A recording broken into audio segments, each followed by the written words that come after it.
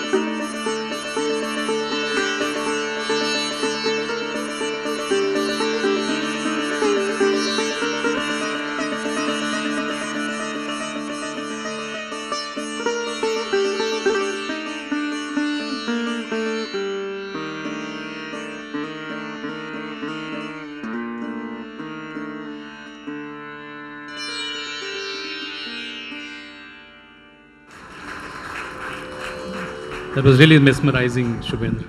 Thank you very much, Ranjit. Thank you. So, tell us about more of your collaborations with the Japanese musicians. This piece, actually, I had once played with a shakuhachi player. A shakuhachi is like an Indian flute. It's a flute from Japan, a very big and powerful instrument. So when I was on tour in the US once, so I met this wonderful player, and we got together and started playing. Language was a problem because he spoke Japanese very well and I spoke English very well. But I think for musicians, the language of music is very, very strong. And that's where we connected. And this piece, he kind of taught me the original. And then today what I played, of course, I Indianized it. I put it into an Indian context. I called it Rising Sun because the rag that it is based on is a morning raga called Gunakali. It's a beautiful pentatonic scale, and of course the land of the rising sun and morning raga.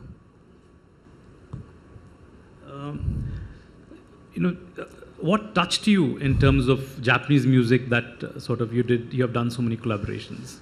I think somewhere there's so much deep connection in the cultures also, in the way we approach life.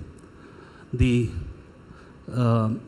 spiritual content of their culture, which of course, coming from India, the Buddhism that went there, and then they have kept it in a very pure form. The temples in Japan, and even musically, the spiritual content of their classical music is very much alive, very similar to Indian, of course. And I think that's what connects us pretty well and quite immediately. So that sense of discipline they have, which is an inherent quality of the culture there, and the music that is also played in temples. So traditionally also, just like in India, we had the court as the patrons, and then followed by music before that from the temples. Out there also, the music was supported by the imperial courts, and then later performed in the temples in Japan. And I've had the pleasure and honor of performing in many of these beautiful temples.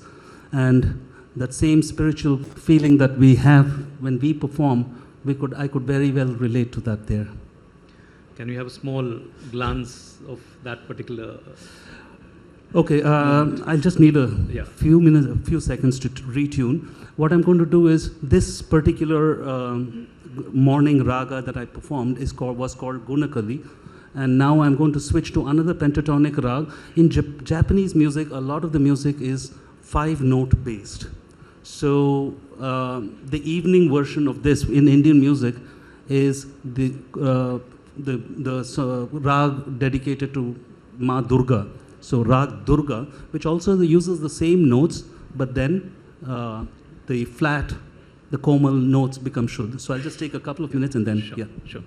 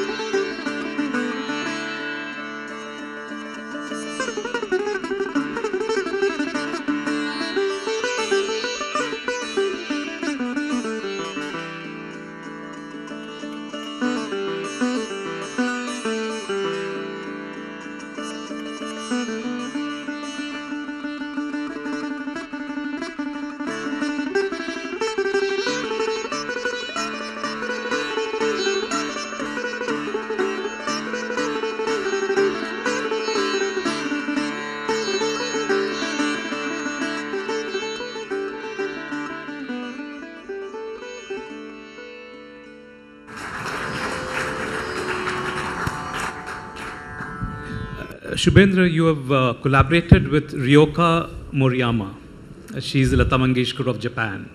So he had the good fortune of collaborating with her. Tell us about the collaboration. She's, like Ranjit, you said, she's one of the most famous singers from Japan, and I'm sure her name is familiar to every Japanese. So a couple of years ago, the Japanese embassy, in fact, the ambassador was a big fan of hers here, about almost 8-10 years ago. So he had invited her, and they asked me to kind of work with her. We sat together for almost like 2 days, trying to find the common grounds, because her music, of course, is also popular in a different way, not in the very loud way, but it's a beautiful melodic songs that she sings. So her compositions, the best I thought was when I was hearing her and when I was feeling her music as to what I would be inspired. And we sat together for almost 2 days, different timings, and one of her very famous songs, a couple of them, she would sing, leave some space for me to improvise and play. So that's how we work together. So again, I'll have to tune, unfortunately. So.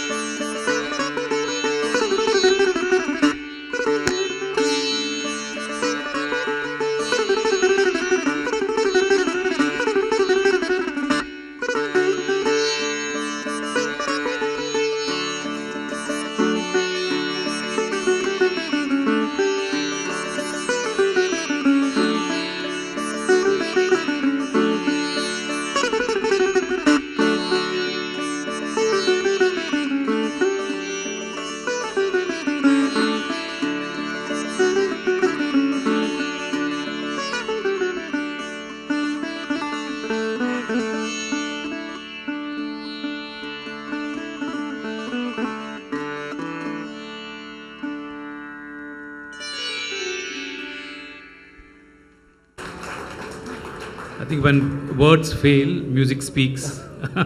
So that's a wonderful session. Thanks for being with us, Shubhendra. Thank you so much. Thank you very much. Thank you.